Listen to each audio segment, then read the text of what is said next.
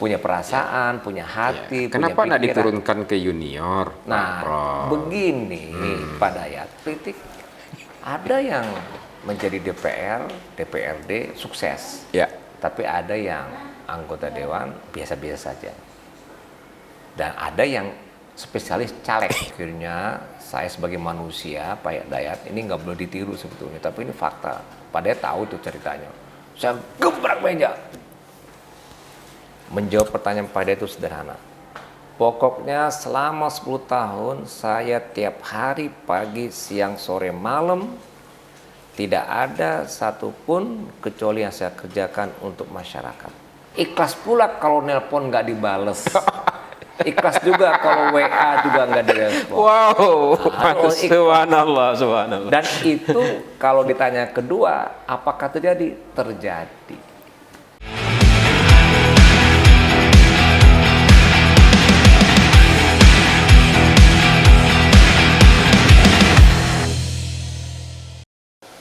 Bismillahirrahmanirrahim. Assalamualaikum warahmatullahi wabarakatuh. Dan salam sejahtera bagi kita semua. Saudara-saudaraku, kembali bersama saya Hidayat di channel Kopi Pahit Hidayat. Kali ini saya bersama Profesor Dr. Haji Irwan Prayitno, MSc Psikolog, Datuk Rajo Bandarobasa. Pak IP, alhamdulillah tak ketemu lagi. Apa kabarnya Pak IP? Sehat. Alhamdulillah. Harus sehat, Prof. Kita habis vaksin untuk kepentingan ini. Saya pikir tidak apa-apa ya kita kalau seandainya kita pakai masker. Nah, biar. Saudara-saudaraku, siapa sih yang tidak kenal dengan Profesor Irwan Prayitno? Beliau adalah Gubernur Sumatera Barat 2 periode, hasil pemilihan Gubernur 2010 dan 2015. Pernah menjadi anggota DPR RI 3 periode dari Partai Keadilan Sejahtera, pendiri Yayasan Pendidikan Azkia. Sampai hari ini kemarin ya Pak Prof, dikukuhkan sebagai Rektor Universitas Azkia. Kita akan cerita panjang lebar dari sosok tokoh Sumatera Barat yang membanggakan kita ini.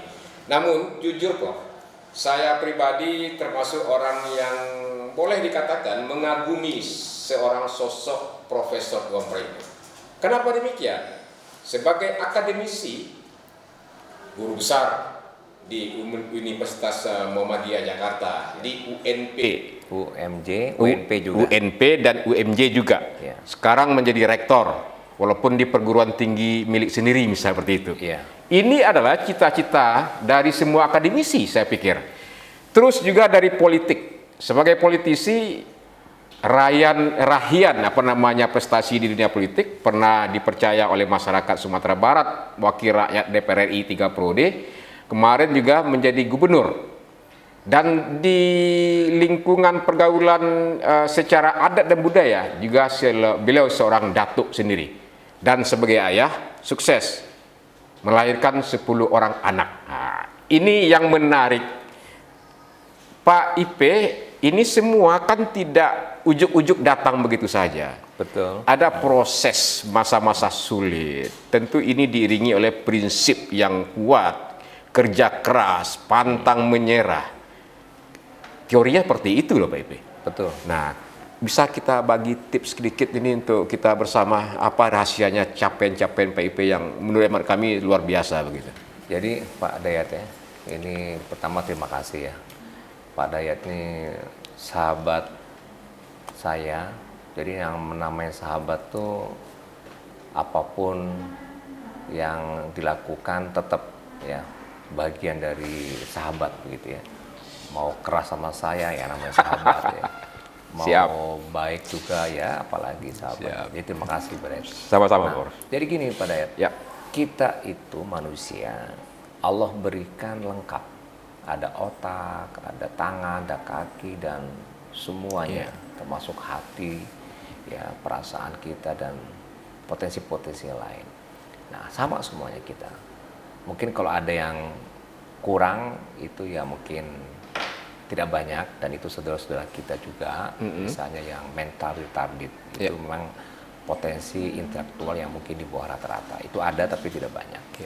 Tapi di luar itu, potensi yang kita miliki yang datang dari Allah itu punya kapasitas, punya potensi yang bisa dikembangkan menjadi sukses. Nah, jadi dasarnya saya bicara itu bahwa peluang yang ada pada kita manusia itu sama. Nah, oke. Sekarang kenapa kok ada yang profesor?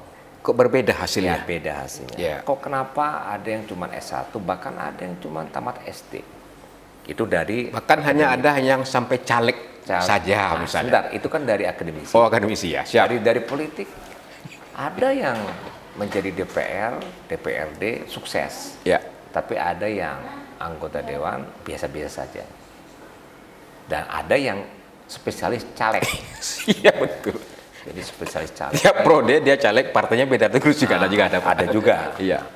Jadi potensi Allah berikan kepada kita luar biasa dan kita punya potensi itu. Tapi bicara hasil, kenapa kok berbeda? Ya. Jadi ternyata yang membuat beda itu adalah cara proses. Jadi potensi di awal kita punya, di hasil tapi beda, di tengah ini yang membuat perbedaan. Oke. Cara mencapainya prosesnya. Nah, jadi kalau itu yang ditanya Pak Hidayat kepada saya, mungkin cara ini yang perlu kita sampaikan dan ini menjadi evaluasi buat kita. Apa cara yang saya lakukan? Mungkin untuk mudah kata dipahami satu aja, sungguh-sungguh. Sungguh-sungguh. Jadi saya itu punya prinsip sungguh-sungguh. Sampai orang tua saya, ibu saya itu tahu betul saya. Jadi kalau saya itu sudah punya mau, sudah punya ingin, sudah punya rencana, dan kemudian ibu saya pasti tahu dikerjakan oleh Irwan itu pasti dengan sungguh-sungguh. Maka ibu saya itu udah nggak ada kata lain lah, penuhi aja lah, karena pasti dia akan ngotot, dia akan sungguh-sungguh, dia akan minta, dia akan kerjakan dan sebagainya. Nah, itu sebetulnya ungkapan kata ibu saya itu baru saya sadari, ya artinya bukan pada waktu saya masih anak-anak ibu saya udah tahu saya begitu, tapi ibarat ungkapan orang tua. Tapi baru saya sadari setelah saya dewasa, oh ternyata, nah ini ternyata saya ini tipe orang yang sungguh-sungguh. Sehingga apa? Sehingga waktu dari mulai kuliah dan juga waktu SMA, saya mau kuliah, dapat sungguh-sungguh kerjakan. Saya mau ingin jadi juara, belajar sungguh-sungguh dapat juga. Dan kemudian saya mau melakukan kegiatan apa, misalnya waktu dulu masih aktif di kampus ingin jadi aktivis di senat, ya jadi organisasi di HMI, sungguh-sungguh dapat jadi pengurus, jadi ini. Kemudian juga aktif dalam bidang dakwah. Saya dari sekolah umum, nggak tahu agama, nggak belajar seperti orang di pesantren. Sungguh-sungguh saya baca, saya belajar, sehingga bisa. Nah, jadi kesungguhan sampai kemudian ada satu hal yang mungkin bukan dunia saya, Pak Hidayat. Bukan dunia saya, yaitu seni. Seni itu bukan dunia saya karena bapak ibu saya dosen. Dosen itu kan pendidik yang di kepalanya itu kalau seni itu ngabisin waktu. Iya. Dan orang seni itu kan nggak disiplin, ngabisin waktu. Uraan kesannya seperti itu ya. Jadi saya nggak boleh. Jadi waktu kecil tuh belajar. Nah, arahnya jadi wajar juga saya jadi juara, terus belajar terus ya. Sampai profesor, ya itu karena memang wajar. Tapi ada satu nanti yang saya sebut bukan dunia saya, itu seni. Nah, tapi kata kunci tadi sungguh-sungguh. Sungguh-sungguh bisa ngemain drum. Bisa main drum. Jadi Nyanyi juga. nyanyi bisa, buat lagu juga sampai 15 lagu. Kemudian Pantun juga, apalagi. nah, kalau pantun ini sastra. Sastra, Nah, iya, jadi iya. ini kita bicara seni dulu. Iya, siap. Jadi dari nggak bisa nyanyi itu ngapain ngabisin waktu. Belajar aja belajar atau ngaji aja ngaji gitu kan. Ngapain nyanyi gitu ngabisin waktu. Tapi ketika ada tuntutan sebagai kepala daerah, tiap saat ada acara diminta oleh MC, oleh protokol, oleh moderator, ayo gilirannya Pak Gubernur nyanyi, kita segala macam. Wah, tiap waktu ditanya begitu, ya udah akhirnya Keringat juga Pak ya? Iya. Keringat juga. Keringat, tapi Kita tunggu suara emas Pak Gubernur, misal seperti itu. Nah, tapi sungguh-sungguh. Jadi sungguh-sungguh, akhirnya bisa jadi apa Mendram, bisa. Mendram tuh apa saja aliran musiknya, dari mulai rock sampai pop bisa kita ikuti. Oke, Pak Gitu. Rektor. Jadi tadi Ya. kata sungguh-sungguh. Sungguh-sungguh. Cuman ada satu Betul, Pak, ya. Pak Dayat. Sungguh-sungguh yang saya lakukan itu kan tidak hanya tadi ya belajar seni, tapi saya tidur pun sungguh-sungguh. Tidur sungguh-sungguh. Jadi kita harus fresh, istirahat sungguh-sungguh, ya kan? Saya latihan karate sungguh-sungguh. Jadi dan 6, karateka dan 6. Jadi masuk anggota Dewan Guru, Majelis Syuro-nya. Sungguh-sungguh latihan sampai ujian. Nah, kemudian main trabas, main musik. Nah, berkeluarga sungguh-sungguh juga. Tapi yang satu ini jangan diikuti. Karena sungguh-sungguh anak 10. Nah, Rezeki Pak, rezeki. jadi gitu kata kunci sungguh-sungguh, insya Allah. Ya, dan ingin coba lebih tajam terkait sungguh-sungguh ini. Saya pikir anak-anak siswa kita sekarang, generasi muda sekarang, sesungguhnya sungguh-sungguh itu jelas dia paham gitu. Tapi dalam prakteknya apa variabelnya Pak Rektor? Dikatakan sungguh-sungguh harus sampai tuntas dia gimana? Jadi gini, harus sungguh-sungguh itu proses. Oke. Ya, proses. Ya, proses, cara, ya, kegiatan, macam-macam proses. Kan kalau kita bagi dua, ya, pertama ada dasar kita punya potensi, ada yang kedua nih hasil, di tengahnya nih proses. Nah, prosesnya tadi saya sebut dengan kata-kata sungguh-sungguh.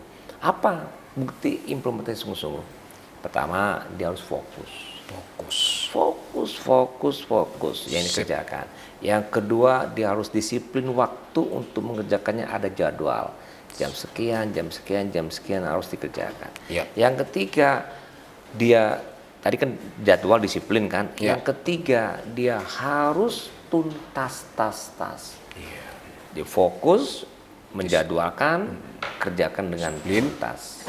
Nah, jadwal ini plus disiplin, ya kemudian tuntas. Itu insya Allah kalau ada dalam perjalanan itu hambatan, Allah buka jalan, Allah bantu. Kenapa? Karena sungguh-sungguh ini janji Allah, waladina jahadu fina lana dianum subulana. Nah, kamu begitu, coba aja belajar sungguh-sungguh, nggak ngerti belajar sungguh sampai tuntas, fokus, serius, sungguh-sungguh, pasti akan Allah bukakan pikiran. Tapi kan jadi masa anak muda kita nggak begitu, setengah jalan berhenti. Antitesanya itu, ya. Akhirnya ya udah. Suka menumpuk-numpuk pekerjaan. Iya, numpuk kerja nggak fokus juga. Nggak fokus juga artinya. Jadi akhirnya membuat dia tidak sampai berhasil. Jangan. Nah, jadi contoh misalnya saya membuat sekolahan ini kan, mati-matian terus pagi, siang sampai malam, nggak tidur. Waktu itu umur masih 20-an, masih kuat. Sampai teman-teman saya heran, kok bantu dunia sih, kok nyanyi pikiran juga Pak Irwan kok deh. Tapi padahal kita dalam konteks tadi koridor sungguh-sungguh tadi berhasil dapat. Masih ada yang belum nih, harus tuntas ini, harus perfect gitu ya. Harus perfect. Nah, bicara perfect itu mungkin agak sedikit ada kesan negatif. Perfect boleh, tapi perfeksionis nggak boleh. Perfect boleh, perfeksionis yang nggak boleh. Nggak boleh. Karena Bedanya, Pak? Bedanya, kalau perfect itu kan kita ingin sempurna, ingin tuntas. Kalau perfeksionis dia ingin selalu kegiatan kita itu sempurna, nggak boleh. Karena hanya Allah yang bisa sempurna, begitu. Itu dia. Supaya kita nggak kecewa. Siap, Prof. Ini Profesor juga, Mak Datuk juga, Pak Gub juga ini. Saya bingung juga nih, Pak. Tapi ini cerita lain lagi, Pak IP.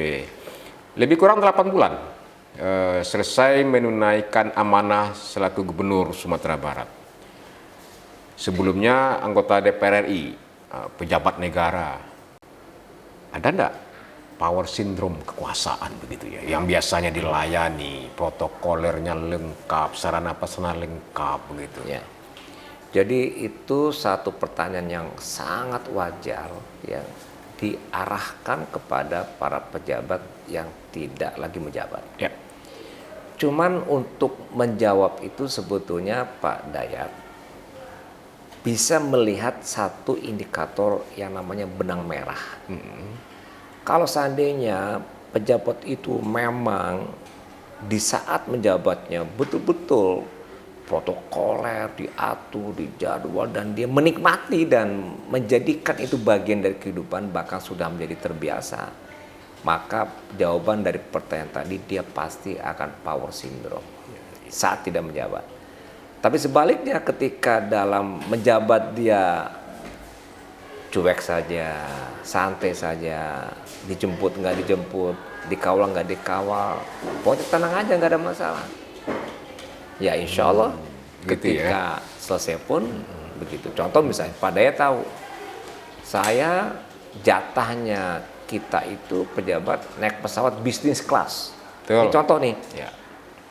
bisnis kelas. Coba kalau seandainya pejabat tuh naik bisnis kelas terus sampai kemudian jabatan habis, Nggak terbeli. nggak kebeli lagi tiket. Nah itu baru power Ekonomi. syndrome.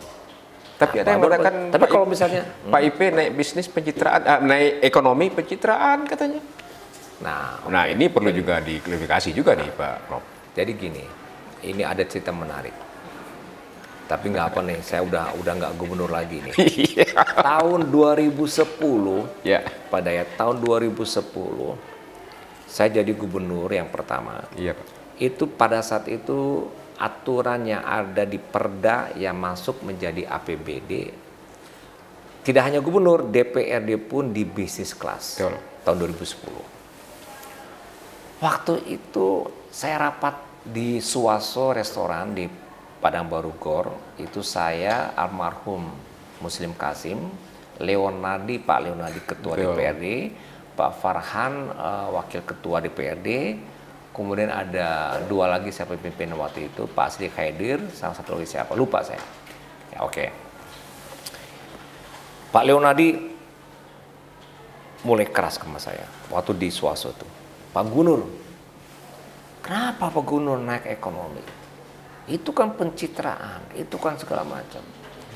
Terus saya dengerin aja, Pak Ketua, saya bilang ini, saya tidak pencitraan. Oh enggak, itu pencitraan, kami nggak enak di DPD, kan itu udah dianggarkan. Kan boleh saja, nggak masalah, udah dianggarkan, nggak melanggar aturan segala macam. Betul, saya bilang.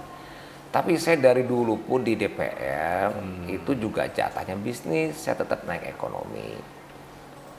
Nah, terus saya bilang, itu udah kebiasaan saya naik ekonomi. Oh, ini pencitraan apa segala macam. Nah, akhirnya saya sebagai manusia, Pak Dayat, ini nggak boleh ditiru sebetulnya, tapi ini fakta.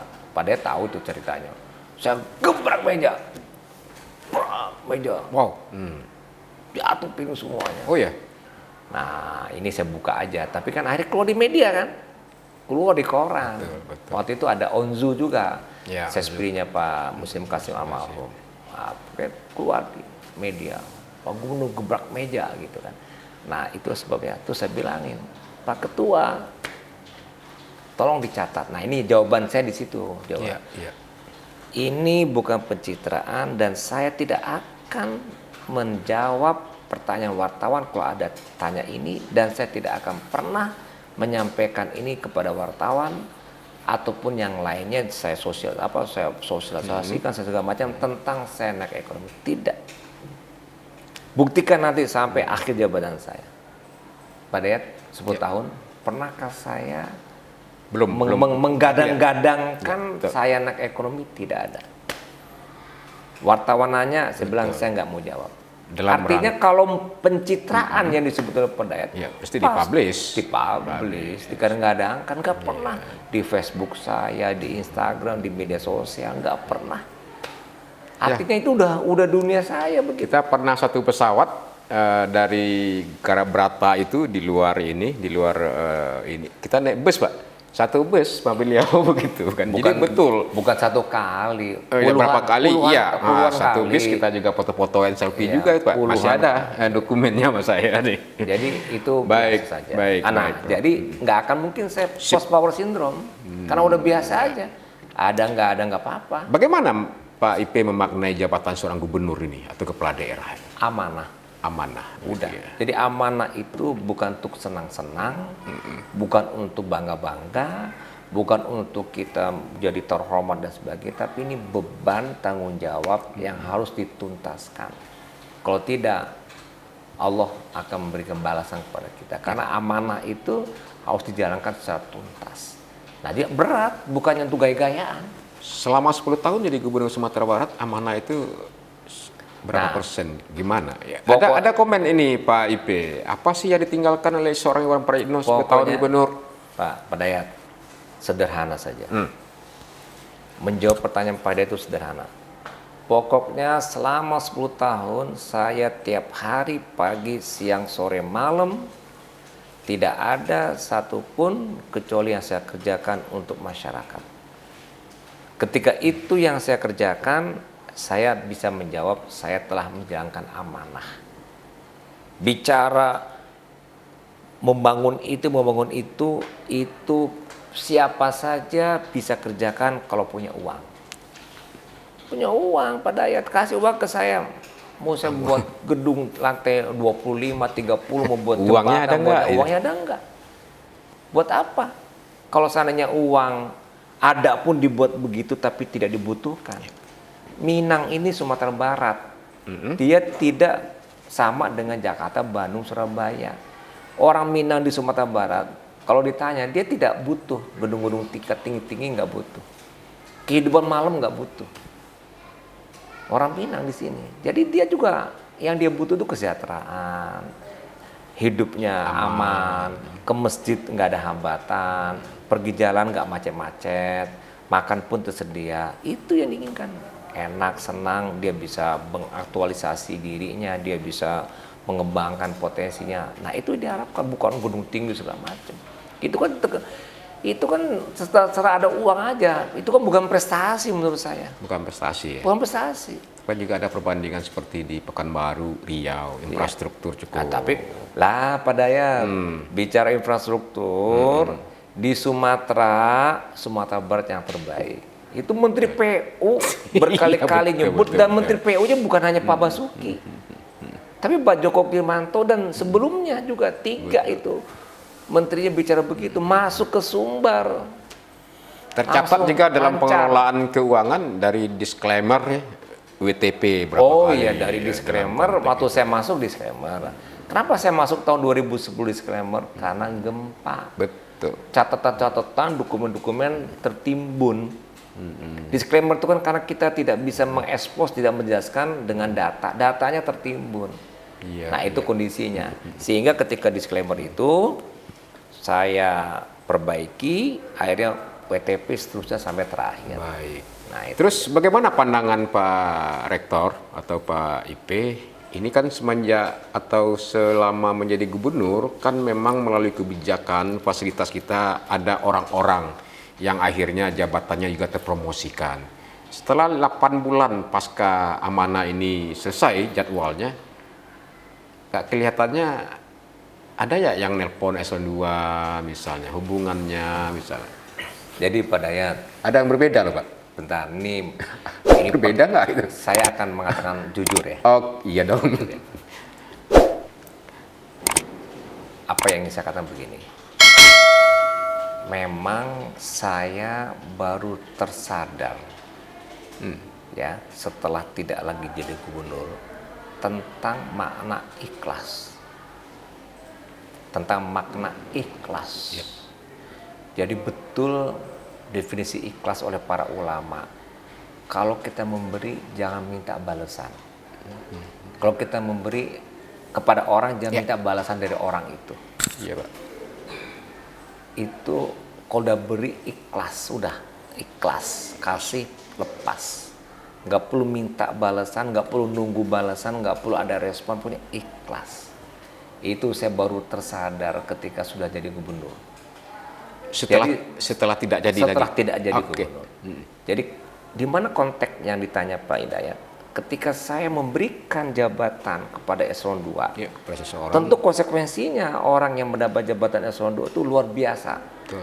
Dia punya penghormatan, harga diri, di kampung dia pun hebat, mobil platnya plat BA nggak pakai ujung, gitu kan? Dapat Tunjangan, dapat rumah, mobilnya ada, Tunjuk sopir berlaku, ada, tunjuk berlaku, sopir berlaku. Itu kan karena pemberian dari kepala daerah yang mempunyai kewenangan untuk meng-SK-kan mereka.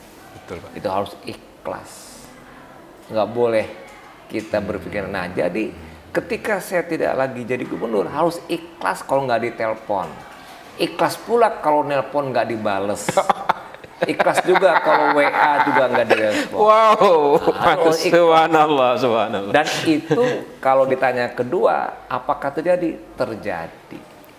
Terjadi, Pak ya. Terjadi. Sehingga saya sampaikan, ada kemarin saya ngobrol dengan pejabat yang sedang menjabat. Ya. Dia bilang begini, Pak, gue kan udah nggak lagi menjabat. Apa nasihat buat saya sebagai pejabat? Ya, kalau normatif gampang, ikuti aturan. Jangan sampai melanggar aturan. Tapi ada satu lagi. Harus ikhlas dalam memberikan apapun kepada yang lain. Oh gitu ya. Ada lagi nggak? Ada lagi. Ada satu lagi. Begini. Apa itu? Kalau sudah ikut aturan, kalau sudah ikut kompetensi seseorang itu sesuai, Ya. ada beberapa yang masuk alternatif. Pesan saya, pilihlah yang dekat sama kita. Tidak hanya faktor chemistry, Ya. yang nanti kalau kita udah pensiun kita disapa sama dia. Minimal itu ya. Ngerti nggak Pak Dayat maksudnya? Maksudnya. Jadi gini maksudnya, 5 orang nih Ya. lulus tes calon kepala dinas, ya kan? Ya. 5 nih nilainya di Pergub 70 harus masuk. Ada 71, 72, 73, 74, 75. Kan Ya. masuk semua nih. Ya. Pergub masuk, Ya. punya kemampuan. Ini tinggal pilihan. Tinggal pilih. Itu yang saya bilang. Ini yang pesan terakhir. Pilihlah yang bisa bersilaturahim dengan kita. Itu yang sampai saya menjabat enggak saya hitung ini. Profesional, akhirnya saya pilih yang 75. Nilai 75. Padahal yang 75 ini setelah saya jadi gubernur disapu sih enggak dong. Nah, tapi yang 71 Ya. kalau saya pilih setelah saya jadi gubernur mungkin dia sapa saya, masih ditemui saya, masih ditelepon. Attitude. Nah, jadi ini yang saya ada satu yang kurang saya lakukan dan ini saya pesankan kepada para pejabat Yang sedang menjabat. yang menjabat. Karena saya mengalami setelah jadi gubernur, Ya. ya ada yang kemudian ditelepon pun nggak dibales, nggak diangkat segala macam, bahkan mencoba untuk menjauh, tapi ikhlas. Nah, cuman sebagai Walaupun manusia, ikhlas sebagai manusia kan punya perasaan. iya dong pastilah. Gimana perasaannya, Pak? Ya sedih. Sedih. Ya. Sedih.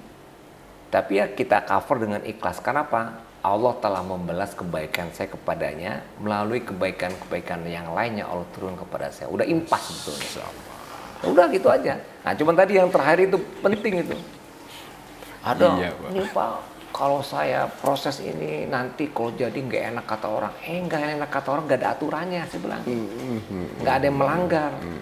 Tapi dia kan orang yang bisa akan bersama kita nanti. Oh ya betul juga. Jadi awak magih kepada orang dekat.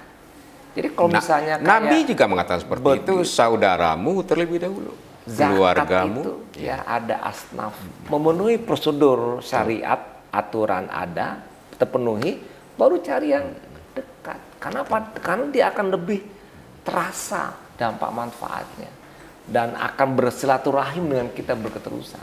Nah, jadi carilah orang yang bisa menjaga silaturahim. Dan pesan itu disampaikan kepada Gubernur Mahyildi, Pak? Enggak, cuman kepada pejabat yang kebetulan ketemu. Dia minta nasihat, saya kasih begitu. Kalau Pak Mahyildi enggak. Pak Mahyildi kena tidak minta atau memang tidak dikasih? Belum sempat ngobrol begitu. Belum sempat ngobrol begitu. Kan ngomong begitu kan mesti ada prolognya. Begitu. diawali makan siang, makan malam, ngobrol duluan. misalnya Tapi kan. kalau langsung ketemu kemarin ketemu di Iya. sini, tapi kan nggak mungkin. Suasananya ya, waktu pengukuhan ya. pengukuhan, kan nggak Pengukuhan. enak suasananya. Nah, gitu lah. Jarang ketemu Pak Meldi, mungkin sekedar makan malam Enggak. atau diskusi. Saya memahami sebagai kesibukan. senior misalnya kan. Kesibukan itu kan luar biasa. Saya sibuk, beliau sibuk, ya. Ketemu pun sebentar di acara. Nah, jadi kalau ada masukan segala macam itu mesti disiapkan waktu. Enggak apalah, silakan, enggak apa-apa berjalan. Gitu. Tapi Pak. saya pikir Pak Rektor atau Pak IP lah, aduh, Mbak Datuk, ini kan juga beberapa bulan terakhir ini juga publik ya agak terkonsentrasi juga menggonjang-ganjingkan isu lah, bukan isu ya, apa namanya, perdebatan publik terkait persoalan beberapa kebijakan yang diambil oleh Gubernur Sumatera Barat, pelantikan BAS, maksud juga terakhir surat itu. Gimana perasaan Pak Gubernur sebagai itu? Jadi begini Pak Dayat ya, saya kebetulan ada 2 minggu lalu ya, itu memberikan ceramah di internal kader PKS. Ya. Saya bilang begini, kita, nah ini juga sebagai satu jawaban juga, sebagai pejabat publik, ibarat pohon yang menjulang tinggi, pasti dia akan kena terpa angin, badai, Yang kencang dia, topan dan sebagainya, semakin kencang, dan itu biasa. Jadi kata-kata yang ingin saya tanamkan kepada saudara-saudara adalah biasa, bukan aneh, bukan luar biasa. Kalau biasa maka kita nanggepin juga biasa. Perlu Menerima juga biasa. Kalau tidak mau dianggap biasa, jangan menjulang. Kalau pesan Prabowo, jangan ngerasa gerusu dong untuk nyikapi itu, biasa jangan aja. merasa kusut, udah biasa aja. Biasa aja. Jadi aja, pokoknya pendek. Oke. Satu contoh. Yang kedua, kita mau menyeberang lautan, pasti melewati ombak, badai, topan, angin. Kalau kita nggak ingin menghadapi ombak, badai, topan, ya nggak usah menyeberang, nggak usah jalan. Kapan sampai? Kapan sampai? Jadi gimana? Hadapi. Itu biasa, ada ombak, badai. Tapi proses evaluasi, ketika Pak, introspeksi atau evaluasi kan perlu juga dong, Pak. itu kan urusan keduanya. Oh, oke, Kan kedua. sekarang Oke. kita menanggapi. Oh ya, siap. Jadi menanggapi sesuatu yang terjadi dengan pejabat publik, kepada gubernur, kepada DPR, anggotanya, kepada yang lain, biasa. Nah, dengan biasa itu, maka kita tenang untuk merespon, mengevaluasi. Untuk bicara berikutnya, enak. Kita nggak gerusu-gerusu, nggak stres, nggak cemas, nggak overestimate, nggak overacting, nggak segala macam. Tenang aja. Ini konsekuensi saya sebagai pejabat publik, harus dikritik, harus dievaluasi. Nah, setelah itu baru masuk poin kedua. Bagaimana cara menghadapinya? Kita evaluasi, kalau salah kita perbaiki, kalau betul ya kita jalani terus, ya mungkin perlu pendekatan ini itu dan sebagainya. Tapi yang jadi masalah bukan di situ. Nanggepin pertama ini udah heboh lah, udah ini segala macam. Jadi udah hilang. Nah, itu yang, tadi. Yang poin keduanya hilang. Betul. Pak IP ketika itu kan sangat piawai melakukan komunikasi politik atau komunikasi publik.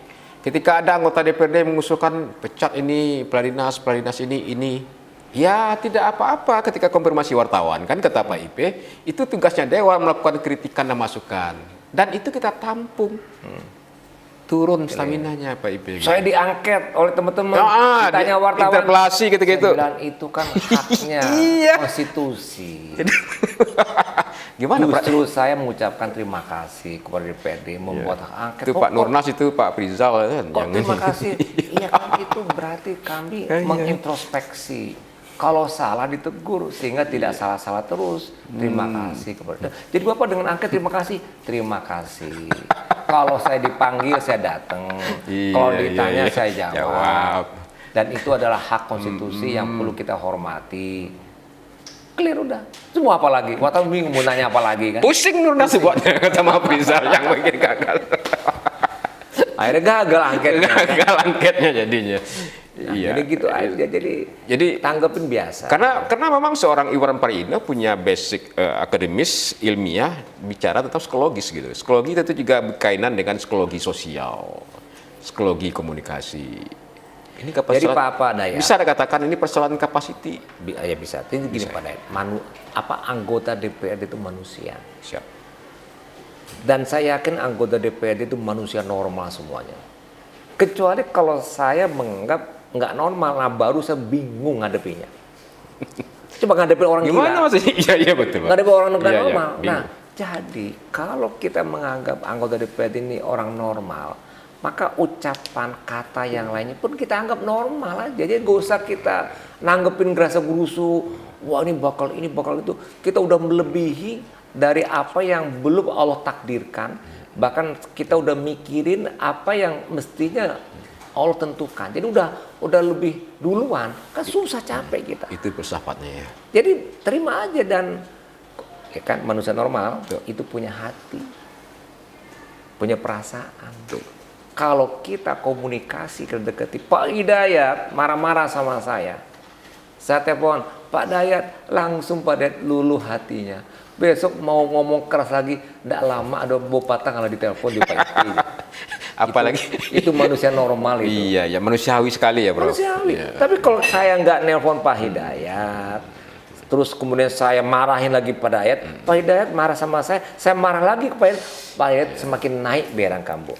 Tapi kalau Pak Hidayat marah sama saya bilang, ya nggak apa-apa, terima kasih saya dimarahin.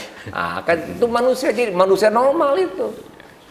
Punya perasaan, punya hati, Kenapa punya nggak pikiran. diturunkan ke junior? Nah, Prof? begini Pak Dayat, manusia itu punya style, Sip. cara yang berbeda. Jadi kalau itu yang ditanya, saya punya cara berbeda memimpin. Nanti Pak Hidayat pun kalau memimpin punya cara yang juga berbeda. Betul. Pak Mahedi memimpin dengan cara yang berbeda. Cara itu dipengaruhi oleh karakter. Cara itu dipengaruhi oleh lingkungan di mana dia dibesarkan. Saya tidak akan bisa disamakan dengan Pak Mahedi dan Pak Mahedi pun sebaliknya nggak bisa.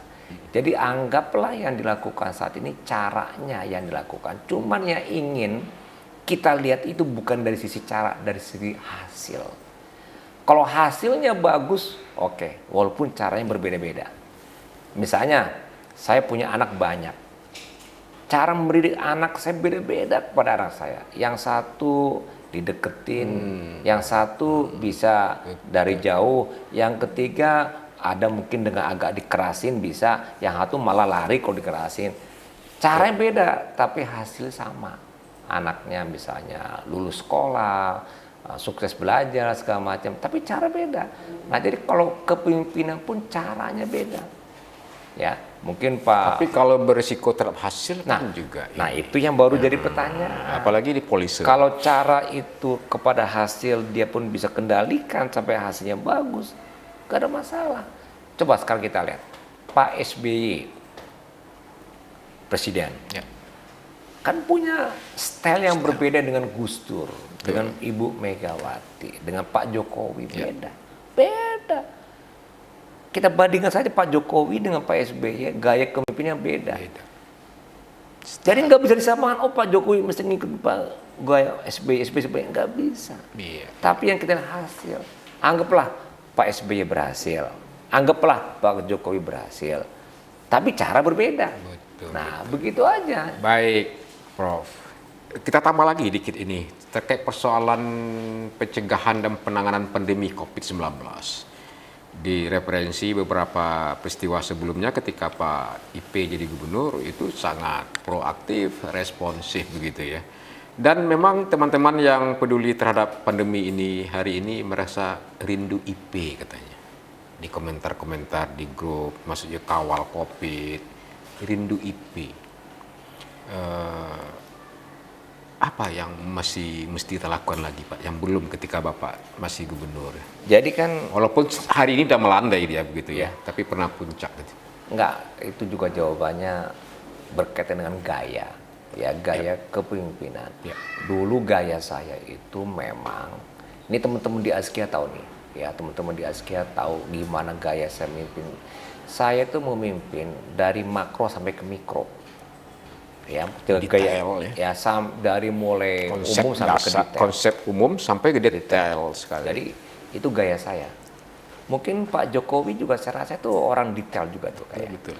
Kalau Pak SBY mungkin agak umum gayanya, tapi itu kan gaya masing-masing. Nah, jadi mungkin cara seperti itu cocok ketika memimpin dalam kondisi pandemi. Pandemi itu untuk menggerakkan dan untuk menyelesaikan itu mesti tahu detail. Sehingga saya oleh Ibu Dekan, waktu itu Ibu Dekan Burika, Dekan FK Unan, dia komentar, ini Pak Gub ini sudah pakar mikrobiologi katanya, bakal virus. Iya. Nah, dikomentar lagi oleh Pak Rektor Pak An, Pak Yulianti, sama juga. Karena apa? Karena saya belajar dari Pak Andani menjawab pertanyaan saya, memberikan informasi ini, itu, dan sebagainya. Saya baca, saya pelajari, saya hafal, saya sampaikan kepada orang. Jadi detail, sehingga langkah-langkah yang saya lakukan detail. Dan akhirnya setiap bupati wali kota ini loh Pak Idet, setiap bupati wali kota, setiap, bukan 1 2, setiap bupati wali kota 19 orang. Tiap pagi jam 6, tiap pagi nih jam 6, saya WA menyampaikan data di kota kabupatennya dan langsung di bawahnya ada arahan. Tiap pagi, detail itu saya. Dan arahan itu ada yang arahan dari Pak Andani yang memberikan masukan, ada arahan dari Ketua MUI juga, ada segala macam, dan dari saya sendiri masuk. Siap Pak Gubernur, mohon arahan. Langsung dia telepon Bupati Wali Kota, gimana ini yang perlu dibantu segala macam. Langsung kerja. Karena konsen dan sungguh-sungguh tadi loh Pak. Nah itu baik lagi pada sungguh-sungguh tadi yang pertama. Nah jadi detail. Jadi bicara vaksin segala macam detail juga. Nah jadi itu gaya kepemimpinan. Tapi ada orang gaya kepemimpinan nggak detail. Dia umum-umum saja. Tapi hasilnya bagus juga. Alhamdulillah. Jadi itu inilah stylenya, ya, stylenya. Tapi itu jelas siapapun juga pemimpinnya tidak ada niat untuk mencederai Nah, orang. Itu pasti. Nggak mungkin dong. Iya. Kecuali kalau dia nggak normal. Nah itu aja. Kalau normal pasti. Kalau dia tidak normal, berarti pemilihnya yang tidak normal dulu Pak. Gitu. Bisa juga. Bisa juga ya. Betul. Jadi insya Allah lah nggak Baik, Pak Ipe, mungkin bagian yang lebih ini 10 tahun dan mengenal Sumatera Barat. Iya betul. Sesungguhnya bisakah Sumbar diwujudkan menjadi madani dan sejahtera, maju dan sejahtera ini dengan potensi yang Oke. Ada kata-kata yang Pak Dayat itu saya perlu perdalam. Kata maju itu satu sisi. Sejahtera dan madani satu sisi. Saya lebih menyatakan realistis. Sumbar itu memang ingin sejahtera dan ingin yang berperadaban. Madani kan ingin berperadaban. Betul. Tapi belum tentu ingin maju dalam konteks yang sifatnya kehidupan sekarang ini. Kehidupan glamor, liberal lah kata seperti itu ya. Nah, jadi saya ingin menyampaikan dari pengalaman jadi gubernur ini, orang Minang itu ingin sejahtera. Buktinya apa ingin sejahtera?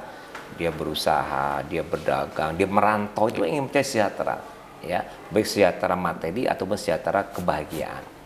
Dan juga ingin hidup ini beradab. Orang Minang itu ingin beradab dengan norma, dengan etika, dengan nilai adat. Itu kan peradaban, madani itu. Ya, masyarakat yang berperadaban, masyarakat yang mengikuti norma etika nilai. Itu orang Minang itu dia. Ya, maka kita banyak nilai-nilai yang keluar dari petata, petiti, keluar dari ungkapan, itu kan semua nilai yang dipakai. Luar biasa orang Minang berada. Itu bisa. Tapi kalau maju belum tentu orang Minang mau. Maju misalnya gedung tinggi, malam berkilatan lampu-lampu dan sebagainya, dan musik-musik, apalagi karaoke dan sebagainya, itu kan konteks maju yang disebut dengan definisi tertentu. Nah, kalau itu enggak. Termasuk juga termasuk fisik. Mangkraknya tol juga dipicu oleh culture. Nah, kalau mangkrak tol itu kan masalah tanah. Beda lagi ya, beda lagi. Masalah tanah. Sip, lanjut Prof. Ya, itu masalah tanah. Nah, jadi misalnya kita seperti contoh kehidupannya ada di kota-kota besar, itu belum tentu orang Minang mau. Tapi kalau maju dari segi teknologi, maju dari segi ilmu pengetahuan, itu memang keinginan, dan itu kan masuk saya kategorikan dengan madani, berperadaban. Peradaban tuh orang yang beradaban, punya peradaban tuh dengan kemajuan teknologi, ilmu. Dia mengikuti nilai-nilai norma. Jadi bisa kita bayangkan orang yang modern tapi dia ngikuti nilai. Tapi kalau di konteks barat, maju modern itu tidak mengikuti nilai. Ya. Individualistis, individualistik, konsumerisme, nggak peduli terhadap itu kan enggak. kesolehan sosialnya. Jadi definisi itu yang itu mungkin perlu kita diskusikan. Kalau saya itu nggak mau saya. Gitu. Jadi orang Minang tuh akan maunya begini aja. Dalam konteks dia udah cukup sejahtera, dia bahagia, dia bisa mengembangkan diri. Baik, Prof. Sebagai seorang psikolog, apa sih mata pelajaran yang fokus Pak IP berikan kepada siswa? Yang saya mengajar ya itu Pak Dayat, begini, saya tuh ada 2 disiplin ilmu yang saya miliki. Yang kedua-duanya ini saya kuasai dan itu pun mendapatkan pengakuan. Pertama adalah saya ini profesor di bidang manajemen SDM di Fakultas Ekonomi Bisnis Universitas Muhammadiyah Jakarta. Jadi saya itu mengajar dari awal itu di bidang manajemen SDM. Dan pelajaran yang saya ajari sebagai suatu pelajaran dari dulu budaya organisasi. Budaya organisasi. Walaupun sekarang ini saya mengajar manajemen strategi, mengajar kepemimpinan, mengajar manajemen SDM, macam-macam ya. Itu di ruang lingkup manajemen SDM. Tapi di UNP saya profesor di Fakultas Psikologi dan Kesehatan. Mengajar psikologi pendidikan dan psikologi industri organisasi. Nah, itu jadi 2 hal ini. Nah, satu lagi saya di UNAN mengajar S3 Kesmas. Itu masih kaitan dengan psikologi. Nah, jadi saya ini punya 2 ilmu, yaitu manajemen dan psikologi. Dan kedua-duanya dipraktekkan. Saya bukannya profesor psikologi saya profesor manajemen SDM. Dan saya bukan di Fakultas Psikologi, di Fakultas Ekonomi Bisnis Manajemen dari dulu. Dari tahun 99. Iya. Nah, baru psikologi ini baru UNP yang meminta untuk mendukung Fakultas Psikologi UNP. Betul. Nah, karena saya adalah profesinya psikolog juga. Nah, jadi 2 sebetulnya. Oke, PP nanti lebih tajam mungkin dengan persoalan pendidikan. Terakhir nih pertanyaannya, benarkah Pak IP mau pensiun dari dunia politik? Enggak. Tetap. Saya kalau dari dunia politik itu tidak akan mungkin pensiun. Karena apa? Karena politik saya ada politik dakwah. Dakwah yang saya lakukan itu akan sampai lakukan saya mati. Dan dakwah itu mesti ada nilai politik. Kalau nggak bisa dakwah realistis dan mencapai hasilnya tanpa dukungan politik. Jadi nggak pernah. Cuma kalau menjabat, nah itu saya memang tidak mencari-cari jabatan. Ya, jadi sekarang kita bekerja aja, mengajar sebagai dosen, sebagai rektor, sebagai konsultan untuk kehidupan saya, mendapat penghasilan. Berjalan saja. Tapi kalau menjabat tuh nanti saja. Itu Allah akan berikan jabatan. Saya juga gubernur kan nggak gerasa gerusu mencari, tapi diputuskan jalan. Jadi, kan bukan saya minta. Iya. Luar biasa, banyak nilai-nilai yang terungkap dan diungkapkan oleh seorang Profesor Iwan Prayono. Saudara-saudaraku, kita masing-masing yang bisa memaknai apa butir-butir yang disampaikan oleh guru besar Profesor Dr. Haji Iwan Prayono, FSC Psikolog, Datuk Rajo Bandaro Basa. Kami akhiri billahi taufiq hidayah. Wassalamualaikum warahmatullahi wabarakatuh. Tanpa gula kehidupan tak selalu pahit. Bye. Kita ketemu di sesi selanjutnya.